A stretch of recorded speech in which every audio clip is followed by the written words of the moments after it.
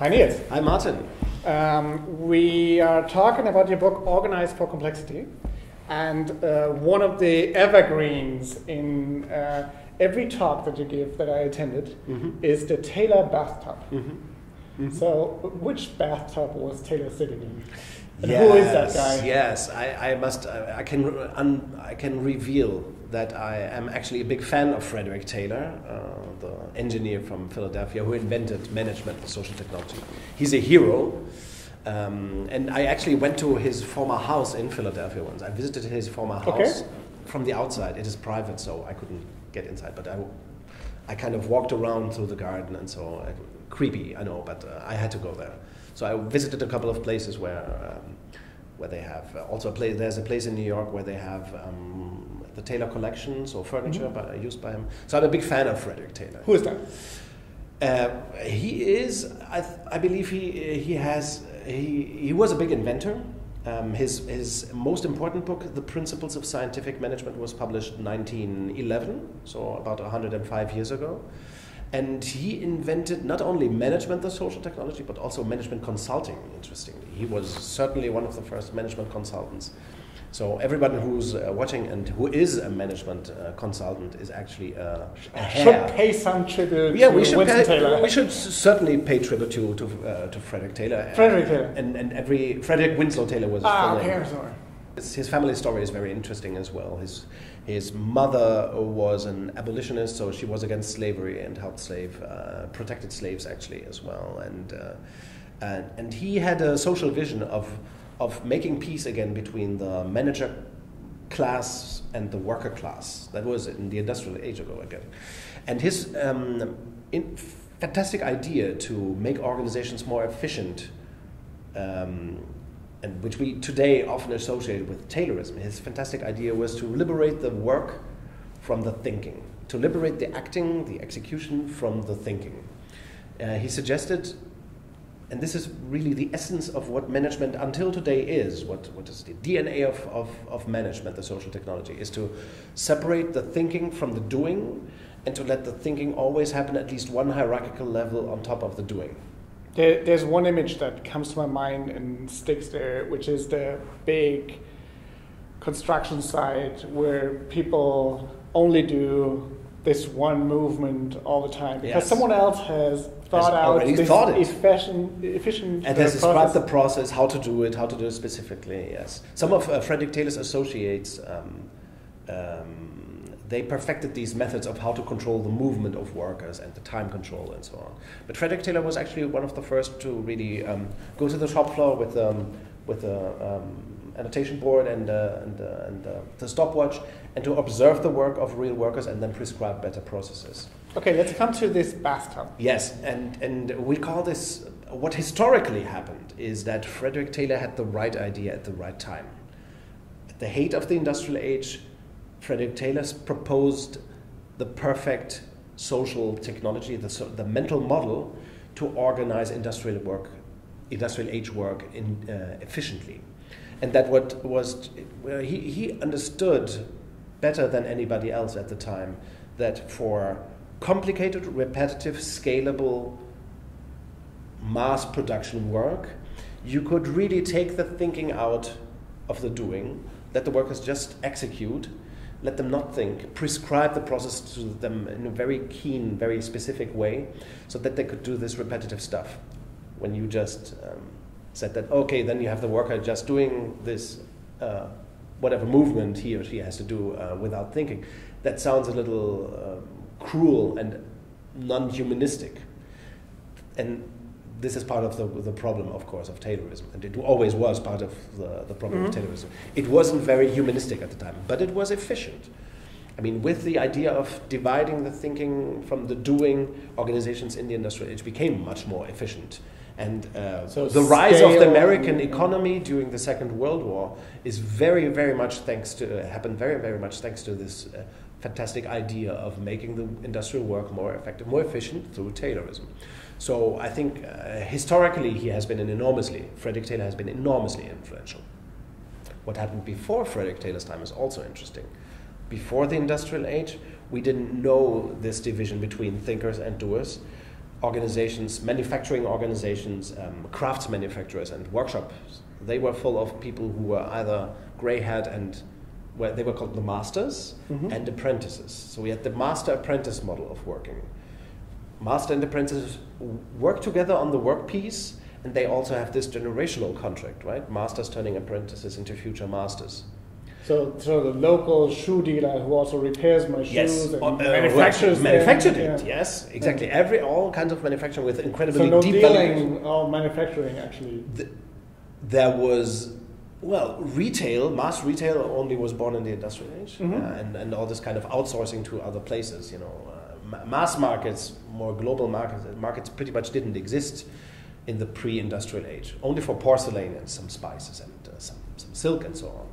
So in the pre-industrial time, we had this highly complex, highly surprising value creation where the crafts manufacturer had to wait for the client to come in, and you had to customize the product to him or her. And then this went away, right? And with scalability came. Exactly. And, the industrial age was the first time in human history where scalability became complex and it became possible and efficient. We had these mass markets through the transportation technologies like this, starting with the steam engine and the steamboat, then the railways, and then the cars and so on. So we had both the logistical technologies and the production technologies and also the consumer markets in the cities, through urbanization, to make mass markets happen and to make efficient mass production possible. And Frederick Taylor delivered the perfect solution for that, for organizations. So let's come back to those people watching this will most probably want to have advice, something they can do about their organizations, and they live in today's world. And so I have understood, and let me try to show you this again. So we've understood like the first part of the bathtub. On the left of this graphic is that with the rise of mass markets and mass production, complexity, so the surprising part, the unpredictable part of value creation. For the first time in human history, we can eliminate that from the work, from the value creation. We can standardize, massify, and scale the work. So work becomes complicated rather than complex. For the first time. We came down in this bathtub? Complexity drops down. When did it go up and why? Yes, the term. Frederick Taylor, his invention of management marks the downturn of this. The possibility of eliminating complexity from value creation. Now, complexity returns into value creation and work in the 1970s. Putting it this way, management, the social technology, was invented in 1911 by Frederick Taylor, and it dies in 1970, around 1970. And that's where you think management has died as well. That's why management, the social technology, died and became a zombie technology in the 1970s. That has happened a long time ago. I mean, you were not even born when management, the social technology, died. It's still present in today's organizations. It must be undead, right? It's a zombie.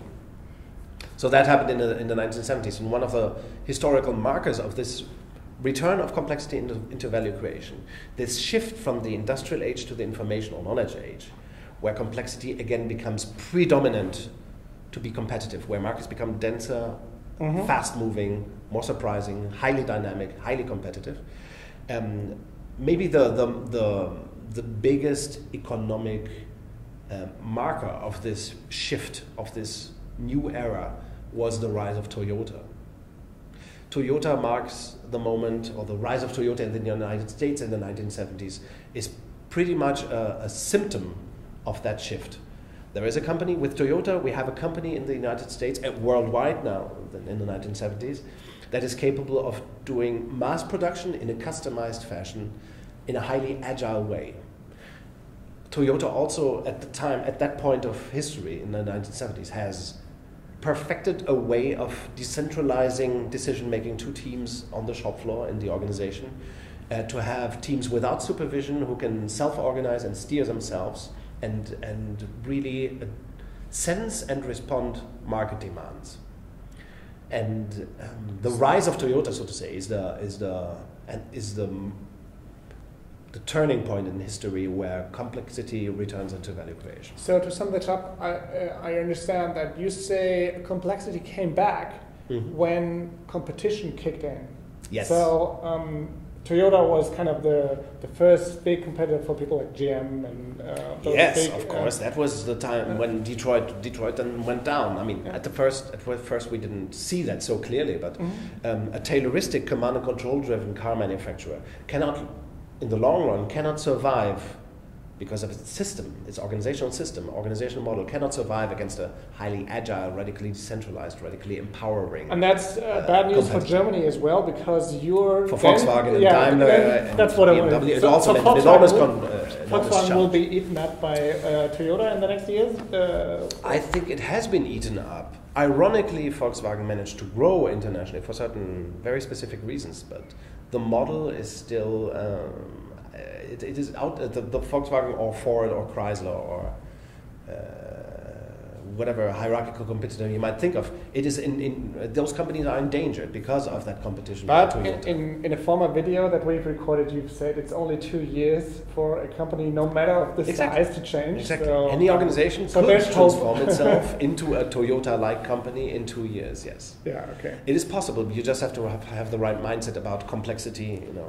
One of the things that we didn't discuss us two yet is one could say that with the appearance of the internet, the Taylor bathtub comes down again because you decrease the ability of competition. For example, if you look at a search engine, if you look at a taxi driving company, if you look at a Airbnb-like hosting, hotel-like thing, I can hardly imagine that, or I can imagine that this is a natural monopolistic thing, so that you can't have two best search engines, that you can't have two Airbnbs in the long run, and then so complexity goes down again.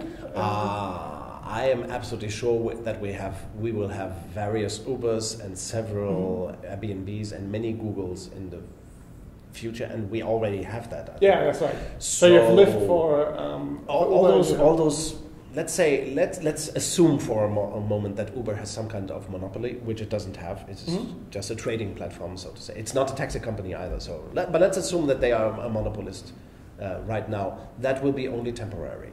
What we know from any kind of market is that monopolies are temporary, and then competition will kick in again. So, I believe the internet is one of the drivers of more competitiveness, more market density, and more, more complexity in terms of surprise. For example, if you have an idea now, you can be my competitor tomorrow. Yeah. And then I have an idea, and I can, kick back, and it's very fast. I inherently believe that this is true, but let's play this game a little longer.